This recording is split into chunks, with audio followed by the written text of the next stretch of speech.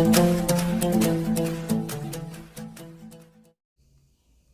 सभी लोगों का स्वागत है आपके अपने YouTube channel future online classes में। आज हम इस वीडियो में सीटेट एग्ज़ाम के लिए इन्वायरमेंटल स्टडी पर्यावरण एवं शिक्षा शास्त्र से रिलेटेड जो है महत्वपूर्ण 30 प्रश्न करेंगे, जो कि हमारा सेट 4 है। इससे पहले मैंने सेट 3 तक पूरी तरह से कंप्लीट करा दिया है और यह प्रश्न जो मैं करवा रहा हूँ यह आपके 5 जनवरी 2022 के एग्ज़ाम में पूछे गए सभी प्रश्न हैं, तो इसलिए काफ़ी इंपॉर्टेंट हो जाता है। तो आप सभी लोग इस वीडियो को लगाएंगे, सेट को लगाएंगे, साथ ही साथ आपको कैसा लग रहा है इसके वीडियो के नीचे कमेंट करेंगे और अपने नंबर को ज़रूर बताएंगे कि आपको मार्क्स कितने आ रहे हैं। तो चलते हैं प्रश्न के ऊपर।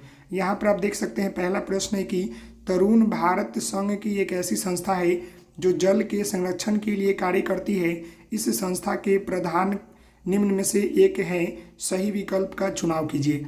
अब यहाँ पर बोल रहा है कि तरुण जो है भारत संघ का एक जो है एनजीओ है, मतलब गैर सरकारी संगठन है, जो कि लोगों को वन एवं जल के संरक्षण के मुद्दों पर जागरूकता करती है या जागरूक करती है।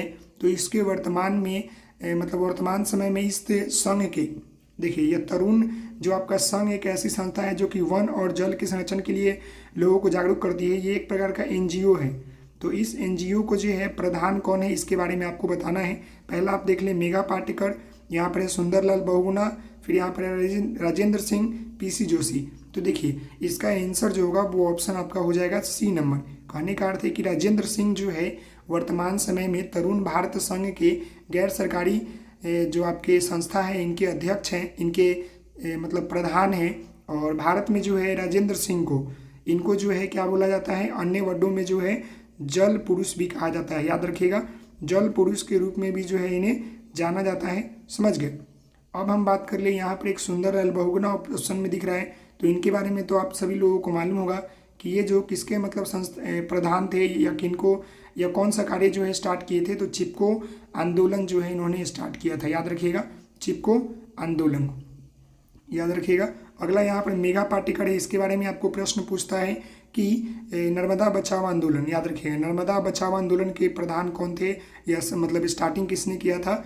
तो यही जो है आपके हैं कौन, मेघा पाटेकर। याद रखिएगा, समझ गए, याद रखिएगा नर्मदा बचाओ आंदोलन। तो यहाँ से जो है आपके 3 प्रश्न क्लियर हो गए।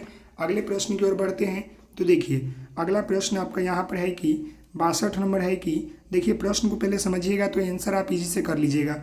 भूमिगत जल के स्तर की क्षीणता का मुख्य कारण क्या है, कि हमारे जो धरती के अंदर जो जल है इसकी समाप्ति का मेन कारण क्या है या क्षीणता का कारण क्या है, यही आपको बताना है। वर्षा का कम होना, फिर है वृक्षों का आवरण कम होना, सिंचाई हेतु ट्यूबवेल तथा हाथ के पंपों का उपयोग होना, नदियों का रुख बदल जाना तथा बांध बनाए जा रहे हैं। अब यहाँ पर आप बताएं कि जो हमारे भूमि के अंदर जो जल है इसकी क्षीणता जो है मतलब इसका कमी क्यों हो रहा है, कारण क्या है बताएं मुझे। तो देखिए इसका कारण जो है अधिक जो है मतलब कि भूमिगत जल का जो है मतलब दोहन हो रहा है, मतलब अंदर से निकाला जा रहा है, जिसकी वजह से जो है वहाँ पर क्षीणता देखने को मिल रही है। तो निकालने का तरीका क्या है आपका कि सिंचाई हेतु जो है ट्यूबवेल तथा हैंड पंपों का जो है उपयोग अधिक मात्रा में किया जा रहा है, जिसके कारण क्या हो रहा है, धरती के अंदर जो भी हमारा जो जल है, जल स्तर है, उसकी जो है क्षीणता हो रहा है। समझ गए।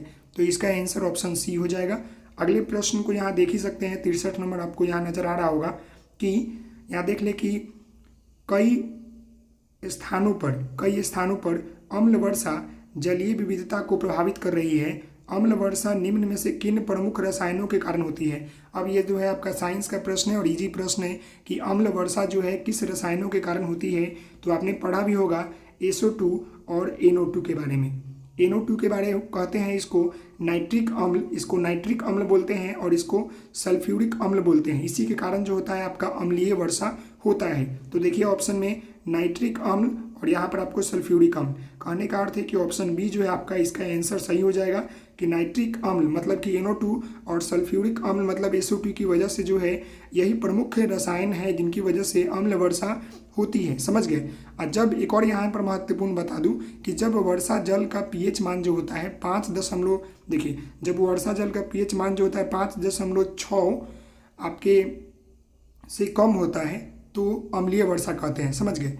तो ये याद रखिए यहाँ पर। अगर आपसे पूछे कि अम्लीय वर्षा किसके कारण होता है, किस रसायनिक के कारण होता है, तो SO2 और NO2 के कारण होता है, सल्फ्यूरिक अम्ल और नाइट्रिक अम्ल। समझ गए। नेक्स्ट प्रश्न यहाँ पर है कि धरती पर अलवन जल की उपलब्धता बहुत कम है। कुल उपलब्ध अलवन जल की निम्न में से किस में सर्वाधिक प्रतिशत कुल अलवन जल की मात्रा है। अब यहाँ प्रश्न पूछ रहा है कि धरती पर जो है अलवन जल की जो उपलब्धता है बहुत कम है, लेकिन यहाँ बोल रहा है कि कुल उपलब्ध जितना भी उपलब्ध है अलवन जल, उसमें से जो है निम्न में से किस में सर्वाधिक प्रतिशत कुल अलवन जल की मात्रा है। तो यहाँ पर पहला ऑप्शन नदियाँ है, दूसरा आपका झरने हैं, ग्लेशियर हिम नदी है, फिर यहाँ पर जल प्रपात है। तो देखिए ऐसे मैं आपको बता दूं कि ग्लेशियर और हिम नदी जो होती है पृथ्वी के सतह पर विशाल आकार की गतिशील बर्फबारी को कहते हैं, जो अपने भार के कारण जो है पर्वतीय ढालों का अनुसरण करते हुए नीचे की ओर प्रवाहमान होता है। और सियाचिन ग्लेशियर हिमालय की पूर्वी काराकोरम पर्वतमाला में जो होता है, जो भारत और पाकिस्तान का जो नियंत्रण रेखा है लगभग जो है वहीं पर स्थित है। समझ गए, हिमानी। तो इसका जो आंसर हो जाएगा वो ऑप्शन आपका सी हो जाएगा, मतलब कि सर्वाधिक प्रतिशत कुल अलवन जल की मात्रा जो है किसमें होता है, ग्लेशियर में होता है, याद रखिएगा। अगला यहाँ प्रश्न है कि निम्न में से जल के विषय में कौन सा सही नहीं है। अब यहाँ पर आपको बताना है कि निम्नलिखित में से जो है जल के विषय में निम्नलिखित में से कौन सा सही नहीं है। पहला यहाँ पर आप देखिए जल एक सार्वभौमिक विलायक है, यह बात सही है। अगला यहाँ देखिए इसमें विभिन्न पदार्थों को घोलने की क्षमता होती है, जल में हम विभिन्न पदार्थ को घोल सकते हैं। समझ गए। अगला देखिए जल का घनत्व 100 डिग्री सेल्सियस या 100 डिग्री सेल्सियस पर सर्वाधिक होता है। ये जो है हमें गलत लग रहा है, क्योंकि जल का घनत्व नहीं बल्कि जल जो होता है बॉइलिंग पॉइंट 100 डिग्री सेल्सियस होता है। ये क्या है, ये तो बॉइलिंग पॉइंट है ना, बॉइलिंग पॉइंट, ना कि आपके घनत्व है, डेंसिटी थोड़ी होता है। जल का डेंसिटी जो होता है कितने डिग्री सेल्सियस पर सर्वाधिक होता है, 4 डिग्री सेल्सियस पर जो है सर्वाधिक होता है। ये बात आप याद रखिएगा कि जल का घनत्व जो होता है 4 डिग्री सेल्सियस पर सर्वाधिक होता है और 100 डिग्री सेल्सियस पर क्या होता है कि गर्म होता है। तो इसका क्या हो जाएगा, आंसर ऑप्शन आपका सी ही हो जाएगा। यही जो है निम्नलिखित में से जल के विषय में गलत है, बाकी हमारा जो है सब सही है। समझ गए। अगला भी ऑप्शन आपका है कि पदार्थ की तीनों अवस्थाएं में जल विद्यमान है, ये भी सही है कि पदार्थ के जो है तीनों अवस्था में सॉलिड, लिक्विड, गैस, ये तीनों आपके जो अवस्था है इसमें हमारा जल पाया जाता है, सॉलिड में पाया जाता है, लिक्विड में और गैस में भी पाया जाता है। तो इसका आंसर ऑप्शन सी हो जाएगा। अगले प्रश्न की ओर बढ़ते हैं। तो देखिए अगला प्रश्न यहाँ पर आपका है कि रीता अपने नौकरी वाले माता पिता, छोटे भाई, दादा दादी, चाचा एवं अपने परिवार के साथ रहती है। इस प्रकार की परिवार व्यवस्था को कहते हैं, क्या कहेंगे।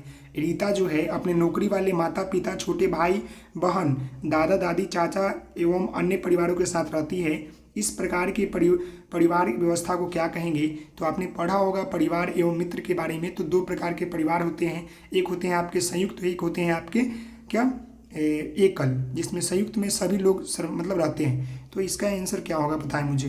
पहला ऑप्शन यहाँ पर पढ़े आप, तो पहला ऑप्शन आप देख रहे हैं कि देखिए मातृवंश परिवार जिसमें रीता की माता मुखिया है। तो यहाँ पर क्या रीता की माता मुखिया है, नहीं। जहाँ पर परिवार मतलब सभी लोग रहते हैं वहाँ पर रीता की माता नहीं, यहाँ पर दादा इसके मुखिया होने चाहिए, तो ये तो गलत हो गया। अगला यहाँ पर देखिए पितृवंश परिवार जिसमें रीता के पिता मुखिया है, नहीं। यहाँ पर माता पिता, छोटे भाई, दादा दादी हैं तो दादा मुखिया होंगे, तो ये भी हमारा क्या हो गया, गलत हो गया। समझ गए। अगला यहाँ पर देखिए 3 नंबर एकल परिवार है जिसमें उसके माता पिता दोनों काम करते हैं, नहीं। एकल परिवार तो होगा नहीं, क्योंकि एकल परिवार में केवल पति पत्नी और एक बच्चे होते हैं। यहाँ तो चाचा चाची, दादा दादी सभी लोग हैं, तो ये नहीं होगा। तो इसका कंफर्म है कि इसका आंसर जो होगा वो ऑप्शन आपका डी हो जाएगा। संयुक्त परिवार है जिसमें परिवार के सभी सदस्य एक साथ रहते हैं। समझ गए। संयुक्त परिवार में ही ना छोटे भाई, दादा दादी, पापा मम्मी, चाचा सभी लोग एक साथ रहते हैं, तो इसका आंसर ऑप्शन डी हो जाएगा। समझ गए। अगले प्रश्न को देखते हैं। तो देखिए यहाँ पर अगला प्रश्न आपका यहाँ पर है कि पैने, चपटे एवं चौड़े आगे के दांत वाले पशुओं की भोजन के लिए प्राथमिकता भिन्न होती है। ये पशु निम्न में से कौन सी खाद्य संबंधित प्राथमिकता को चुनेंगे। समझ गए। तो यहाँ देखिए दूसरे पशुओं के मांस, घास एवं साग, फल एवं अनाज। यहाँ पर बोला हुआ है कि पैने, चपटे एवं चौड़े आगे की दांत वाले पशुओं के भोजन के लिए प्राथमिकता भिन्न होती है। समझ गए। ये पशु जो होते हैं ज़्यादातर जो आपके होते हैं घास एवं साग जो है क्या करते हैं कि प्राथमिकता को चुनते हैं। तो तो इसका आंसर क्या हो जाएगा, ऑप्शन आपका बी हो जाएगा। समझ गए। जिनके भी दांत जो है पैने, चपटे तथा चौड़े आगे के दांत होते हैं वो पशु जो है प्राथमिकता भोजन में जो है घास एवं शाक को चुनते हैं, याद रखिएगा।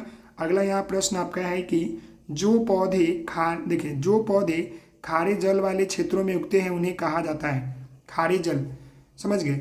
जो आपके खारे जल होते हैं, नमक वाले जल, वहाँ पर उगते हैं तो उस पेड़ को जो है क्या कहा जाता है। तो जो भी पौधे जो होते हैं खारे जल में उगते हैं उन्हें जो है हेलोफाइटा पेड़ कहा जाता है। समझ गए। यहाँ पर देखिए लवन मृदोद्विद। समझ गए। ऑप्शन ए आपका इसका आंसर हो जाएगा। यहाँ पर आप देख सकते हैं कि लवन मृदोद्विद, तो इसका हम लोग बोलते हैं हेलोफाइट बोलते हैं, याद रखिएगा हेलोफाइट। समझ गए। तो ये क्लियर हो गया आपको कि जो पौधे खारे जल वाले क्षेत्रों में उगते हैं उसे हम लोग हेलोफाइट कहते हैं, याद रखिएगा। अगले प्रश्न को देखते हैं। तो देखिए अगला प्रश्न यहाँ पर है कि जो रंग बिरंग या जो रंग चित्र किसी कथा का चित्रण करते हैं जिनमें केवल प्राकृतिक रंगों का उपयोग किया जाता है उस चित्रकला को चित्रकाठी है, चित्रकला संबंधित है। देखिए अब यहाँ पर बोल रहा है कि जो रंग चित्र किसी कथा का चित्रण करते हैं जिसमें केवल प्राथमिक रंगों का उपयोग किया जाता है तो उस चित्रकला को चित्रकाठी कहते हैं और चित्रकला संबंधित है किस राज्य से। तो आप सभी लोगों को मालूम होनी चाहिए कि यह जो आपके चित्रकाठी पेंटिंग जो होता है कहाँ से संबंधित है। ये जो है ना सबसे महत्वपूर्ण है, आप याद रखिएगा। उस चित्रकला को जो हम लोग चित्रकाठी कहते हैं जिसमें जो है प्राकृतिक रंगों का उपयोग किया जाता है। तो यह जो है कहाँ का फेमस है, याद रखिएगा। तो ये जो है आपका महाराष्ट्र का जो है, समझ गए, चित्र है चित्रकाठी, याद रखिएगा। और यह पेंटिंग जो होता है प्राकृतिक रंगों का उपयोग करके बनाया जाता है। अगर हम राजस्थान की बात करें तो यहाँ पर शैली, मेवाड़ शैली, ये सब जो है फेमस है। और दक्षिण भारत के जो आंध्र प्रदेश में प्रचलित हस्त निर्मित यह चित्रकला जो है सूती कपड़ों पर रंगीन ब्लॉक में छापकर बनाई जाती है। तो याद रखिएगा, ये समझ गए। इसका आंसर ये हो गया। अगले प्रश्न को देखते हैं। तो देखिए अगला प्रश्न यहाँ पर आपको दिख रहा होगा 70 नंबर की, उन आदिवासी वर्गों की पहचान कीजिए जो हिमाचल प्रदेश भारत के मूल निवासी है। अब यहाँ पर आपको ऑप्शन देखिए, संथाली जनजाति, फिर यहाँ पर है गद्दी जनजाति, गोंड जनजाति और सहाविया।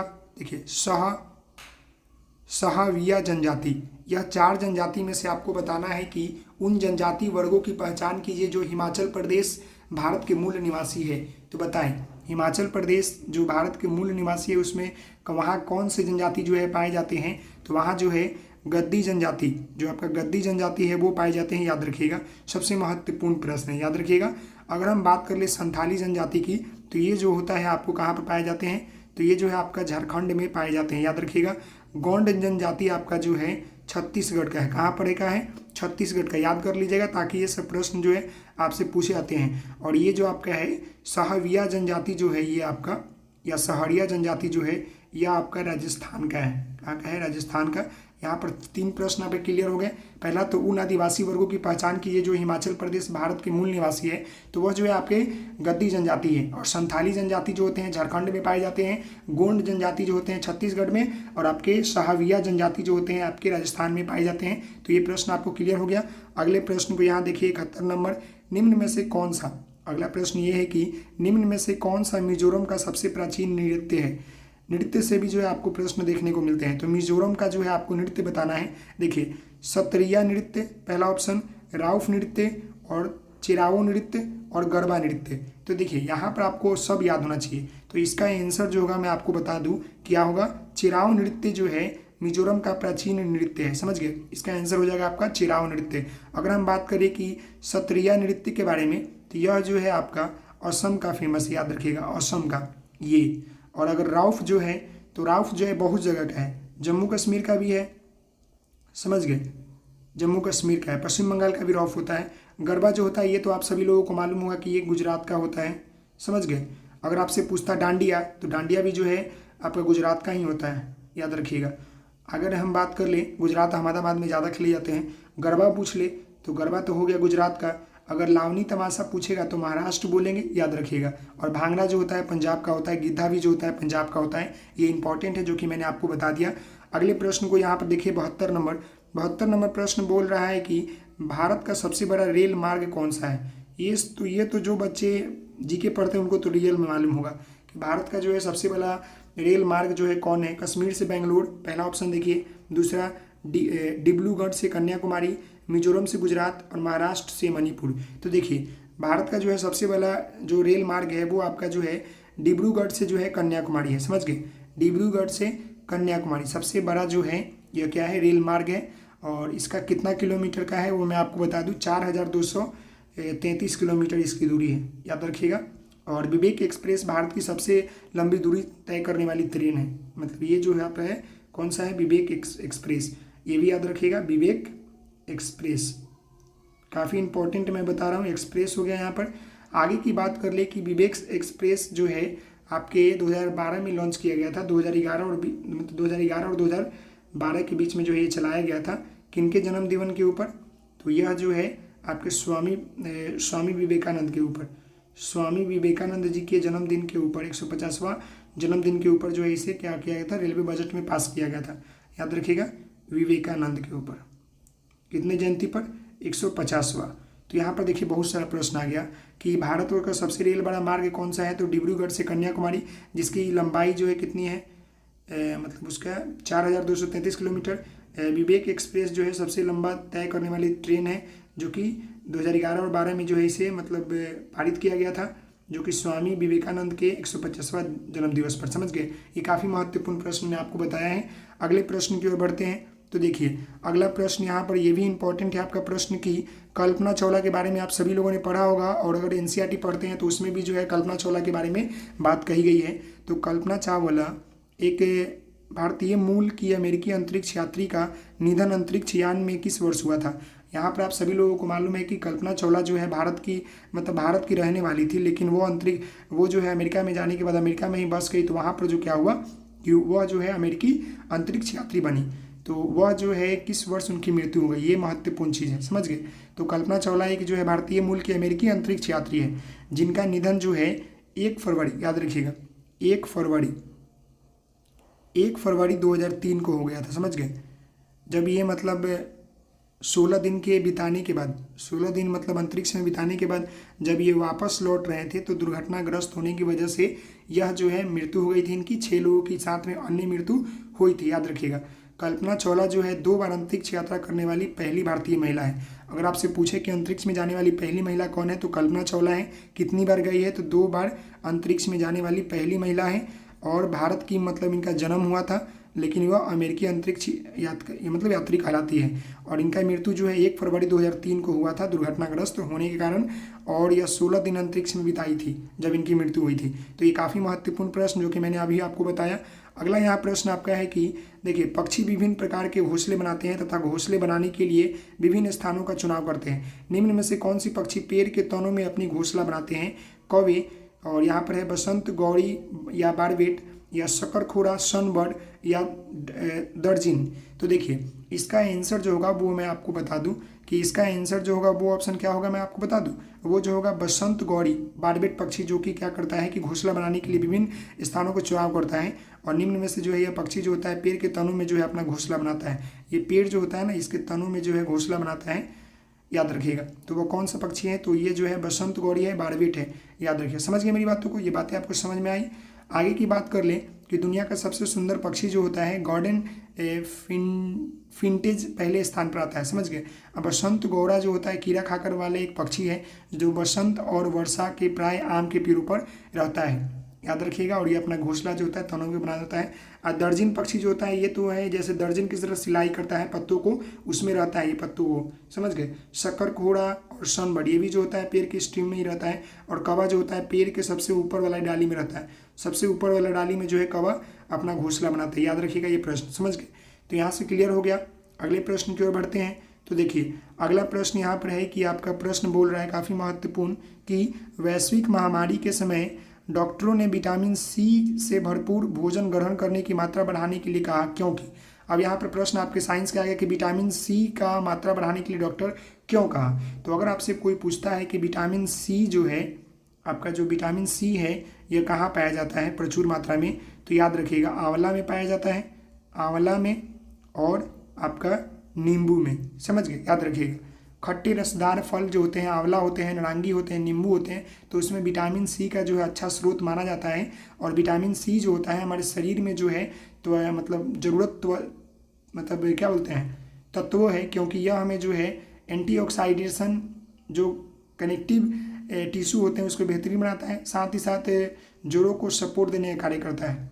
और आंवला में जो होता है विटामिन आपके सी जो है प्रचुर मात्रा में पाया जाता है। तो इसका आंसर क्या हो जाएगा, देखिए यह दृष्टि वर्णक के लिए निम्न में से आवश्यक है। दृष्टि के लिए आपको विटामिन क्या चाहिए, ए चाहिए। यह दांतों एवं मस्तिष्क को स्वस्थ रहता है, इसके लिए हमें विटामिन सी की ज़रूरत है दांतों के लिए। और विटामिन आपको सी के लिए हाँ पाए, विटामिन सी या विटामिन बी के लिए चाहिए, इसको देख लीजिएगा एक बार।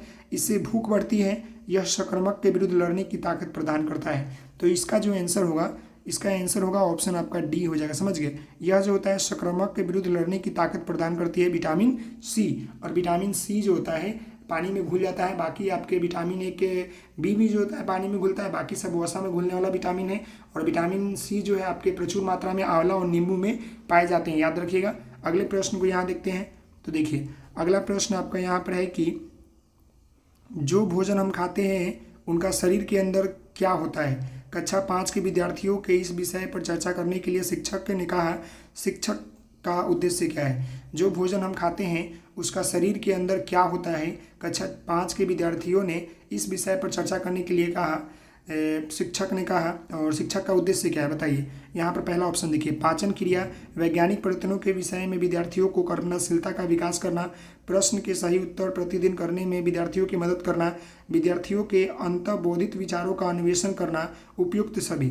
बताएं इसका आंसर क्या होगा। तो देखिए भोजन के विषय पर चर्चा करने का शिक्षक का मुख्य जो उद्देश्य हो सकता है कि विद्यार्थियों के अंतर्बोधित विचारों का अन्वेषण करना, समझ गए। तो इसका आंसर क्या हो जाएगा, ऑप्शन आपका सी हो जाएगा। याद रखिएगा भोजन का कार्य जो होता है क्या होता है कि शरीर को वो ऊर्जा प्रदान करता है और शारीरिक वृद्धि में जो है हमें वो क्या करता है कि मतलब बढ़ावा देता है। अगर हम बात कर ले कि भोजन करने से हमें क्या क्या मिलता है, तो पौष्टिक मिलता है, जिसमें 6 पौष्टिक होते हैं आपके, कार्बोहाइड्रेट्स, प्रोटीन, वसा, विटामिन और खनिज लवण, जल, समझ गए। याद रखिएगा। आगे की बात कर ले, अगले प्रश्न को देखते हैं। तो यहाँ पर देखिए अगला प्रश्न आपका यहाँ पर है कि कक्षा 4 के अध्यापक अध्याय एवं संग्रहालय की यात्रा का आयोजन करते हैं, मतलब आयान एवं संग्रहालय की यात्रा का आयोजन करते हैं। इस क्षेत्र भ्रमण में कौन से प्रतिक्रियात्मक कौशल का प्रोत्साहन मिलेगा। यह आपके जो है यात्रा थीम से आगे देखिए, वर्गीकरण एवं प्रयोग करना, दूसरा संप्रेषण एवं चरों की पहचान करना, अवलोकन तथा मॉडल का निर्माण करना, नक्शा बनाना एवं मापन करना। तो जब बच्चे जो है अध्यापक जो है आयान एवं संग्रहालय की यात्रा का आयोजन करते हैं, वो घूमने जाएंगे, तो इस कारण जो है प्रतिक्रियात्मक कौशल का उनका कौन सा विकास होगा। तो देखिए इनका जो होगा अवलोकन करेंगे वो जब जाएंगे संग्रहालय में, साथ ही साथ मॉडल का निर्माण करेंगे। तो कक्षा 4 के अध्यापक अपने वर्गों के बच्चों को एक संग्रहालय यात्रा का आयोजन करते हैं, तो इस क्षेत्र के भ्रमण पर क्या होगा कि अवलोकन तथा मॉडल का निर्माण में प्रोत्साहन मिलेगा। तो इसका आंसर जो होगा वो ऑप्शन आपका क्या हो जाएगा, ऑप्शन आपका सी हो जाएगा, समझ गए। अगले प्रश्न को देखते हैं। तो देखिए अगला प्रश्न यहाँ पर काफ़ी लंबा है, तो इसे मैं छोटा कर दूँ ताकि आपको दिखेगा। ये देखिए आपको दिख रहा होगा, यस। अब यहाँ पर देख सकते हैं ये प्रश्न आपको क्या बोल रहा है, थोड़ा लंबा प्रश्न है, इसे ध्यानपूर्वक देखिएगा। यहाँ देखिए यह प्रश्न आपसे बोल रहा है कि जल में वस्तु की घुलनशील का अवलोकन करने के एक क्रियाकलाप ईवीएस की अध्यापिका मीरा अपने बच्चों के चीनी, नमक, नींबू का रस, हल्दी, आटा आदि लाने के लिए कहती है। छात्रों ये सब चीज़ें लेकर आने के लिए कहने का सर्वोत्तम कारण क्या है। अब बताइए, मतलब कि जल में वस्तुओं की घुलनशीलता का अवलोकन करने के लिए ईवीएस के शिक्षक मीरा जो है वो कहती है बच्चों को कि घर से जो है चीनी, नमक, नींबू का रस या हल्दी, आटा लाने के लिए कहती है। तो इसका मतलब सर्वोत्तम कारण क्या है, क्यों कहती है। तो देखिए सबसे पहले जो है घुलनशील का जो अर्थ है वो विटामिन का समझ लीजिए। विटामिन में अगर हम बात कर ले तो यहाँ पर बी और सी जो आपका विटामिन है ये जल में घुलता है, बाकी सब आपके जो है वसा में घुलते हैं, समझ गए, बाकी सब आपके वसा में घुलते हैं। तो यहाँ पर प्रश्न बोल रहा है कि अगर क्यों बोलते हैं लाने के लिए, तो अगर हम बात करें यहाँ पर तो देखिए प्राइमरी स्कूलों में कोई प्रयोगशाला अथवा सामान उपलब्ध नहीं है। पहला ये तो बात सत्य है, शिक्षक अगर बच्चों को बोल रहा है कि घर से लाकर एक्सपेरिमेंट करना है, क्योंकि बच्चों को तो प्रयोगशाला में नहीं मिलता है। छात्रों के सीखने की क्रिया के परिवार को शामिल करने की आवश्यकता है, छात्रों को सम्मिलित करना जिसमें उनके ज्ञान का निर्माण आसानी से हो सके, समझ गए। तो देखिए ये तो होगा नहीं। अगर मान ले ये तो होगा आपका, क्योंकि प्राइमरी स्कूलों में कोई प्रयोगशाला नहीं होता है। छात्रों को सीखने की प्रक्रिया में परिवारों को शामिल करने की आवश्यकता नहीं, परिवारों को शामिल करने की आवश्यकता नहीं है। छात्रों को सम्मिलित करना जिससे उनके ज्ञान का निर्माण आसानी से हो सके, ये हो सकता है। छात्र अपने स्थानीय ज्ञान को स्कूल के ज्ञान से संबंधित कर सकेंगे। क्या ये सही होगा कि नहीं होगा, आप मुझे बताएं। देखिए, तो इसका जो आंसर होगा वो ऑप्शन आपका हो जाएगा ए वाला, समझ गए, ए वाला। केवल 3 और 4 होगा, याद रखिएगा, केवल 3 और 4 यही आपका सही है। क्यों सही है भाई? क्योंकि छात्र अपने स्थानीय ज्ञान को स्कूल के ज्ञान से संबंधित कर सकेंगे, इसलिए कहा गया। सर्वोत्तम कारण जो है यही है। आपका प्राइमरी स्कूलों में कोई प्रयोगशाला था समान आवश्यकता नहीं है, ये भी नहीं होगा, है भाई, प्राइमरी स्कूलों में भी है अब। तो इसका आंसर आपके 3 और 4 हो जाएंगे, याद रखिएगा। पहला ऑप्शन भी गलत हो गया आपका। अगले प्रश्न को देखते हैं। तो देखिए, अगला प्रश्न यहाँ पर आपका है कि निम्न में से कौन सा प्राथमिक स्तर पर ईवीएस का एक थीम है। ये तो मालूम है कि ईवीएस में आपके कितने थीम है, 6 थीम है, आप सभी लोगों को मालूम होगा। पहला आपका जो है परिवार, मित्र और आसपास के वातावरण, दूसरा आपका भोजन है, तीसरा आपका आवास है, जल है, यात्रा है, और जो है कुछ करना और बनाना है। ये जो आपके मतलब जो भी थीम है, ये किसका मतलब दिया गया, एनसीएफ 2005 में दिया गया, समझ गए। तो यहाँ पर पदार्थ है, हम चीज़ें कैसे बनाते हैं और कहते हैं, प्राकृतिक संसाधन, भोजन का संरक्षण। तो इसका आंसर क्या हो जाएगा, हम चीज़ें कैसे बनाते हैं और कहते हैं, यही जो है आपका ईवीएस का थीम है, समझ गए, निम्नलिखित में से। तो इसका आंसर हो जाएगा ऑप्शन बी। अगले प्रश्न को देखते हैं। तो देखिए, अगला प्रश्न यहाँ पर बोल रहा है कि प्राथमिक स्तर के ईवीएस के पाठ्यचर्या के अनुसार विद्यार्थियों को हमारे देश के कुछ सामाजिक मुद्दों के प्रति संवेदनशील बनाया जाता है। पहचान करें कि निम्न में से किस सामाजिक मुद्दे की पाठ्यचर्या में लिया जाता है। बाल मजदूरी एवं वर्ग और समानताएं, जाति भेदभाव एवं दहेज प्रथा, बाल मजदूरी एवं गृह हिंसा या घरेलू हिंसा, जाति भेदभाव या घरेलू हिंसा। तो यहाँ पर बोल रहा है कि प्राथमिक स्तर की जो ईवीएस के पाठ्यचर्या के अनुसार जो है विद्यार्थियों को हमारे देश के कुछ सामाजिक मुद्दों के प्रति संवेदनशील बनाया जाता है। पहचान करें निम्न में से सामाजिक मुद्दे कौन सा हो सकता है। तो सामाजिक मुद्दे जो वो होंगे वो आपके जो होंगे बाल मजदूरी एवं वर्ग और समानताएं होंगे प्राथमिक स्तर पर ईवीएस के आपके पाठ्यचर्या के अनुसार। तो इसका आंसर आपका क्या हो जाएगा, ए हो जाएगा, समझ गए। और समानताएं जैसे मुद्दों के प्रति संवेदनशील बनाया जाएगा, ताकि बच्चे जो है श्रम विभाजन यह नहीं है कि जिसे कार्य करने वाला व्यक्ति कानून द्वारा निर्धारित आयु में छोटा हो, समझ गए। इसलिए जो है बाल मजदूरी करना अपराध है और समानता भी देखना अपराध है, याद रखिएगा। दहेज के लिए उत्पीड़न करने भारतीय दंड संहिता धारा जो है 498A, जो कि पति और उनके रिश्तेदारों द्वारा जो है संपत्ति अथवा कीमती वस्तुओं के लिए अवैधानिक मांग के मामले में संबंधित है। इसके अंतर्गत जो है 3 साल की मतलब कैद भी हो सकता है, जुर्माना भी हो सकता है, याद रखिएगा। अगला प्रश्न आप देख सकते हैं यहाँ पर 81 नंबर प्रश्न आपका यहाँ पर बोल रहा है कि निम्न में से प्राथमिक स्तर पर ईवीएस की पाठ्य पुस्तकों की सबसे उपयुक्त विशेषता क्या है। अब यहाँ पर आप बताइए कि ईवीएस की जो पाठ्य पुस्तक है प्राथमिक स्तर पर, उसकी विशेषता क्या है। पहला यहाँ पर देखिए, विषय वस्तु के माध्यम से बहुत सी जानकारी दी गई है। अब ये देखिएगा, विषय वस्तु के साथ जो है जानकारी दी गई है, नहीं दी गई है। दूसरा देखिए, समाज में उपस्थित रूढ़िवादी धारणाओं एवं पूर्वग्रहों पर ध्यान केंद्रित किया गया है, नहीं किया गया है। बाल केंद्रित होनी चाहिए, पूर्व मतलब आपके ग्रहों पर ध्यान नहीं केंद्रित है। अगला यहाँ पर है कि रटने द्वारा सीखने के सचेतन रूप से हतोत्साहित करने का प्रयत्न किया गया, ये बात सत्य है। रटंत प्रणाली को जो है हतोत्साहित करने मतलब खत्म करने की बात कही गई है।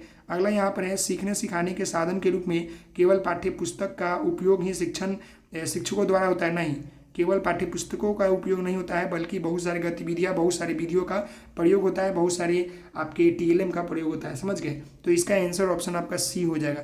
क्या होगा, रटने द्वारा सीखने के मतलब सचेतन रूप से हतोत्साहित करने के प्रयास किया जा रहा है। इसका आंसर ऑप्शन सी हो जाएगा।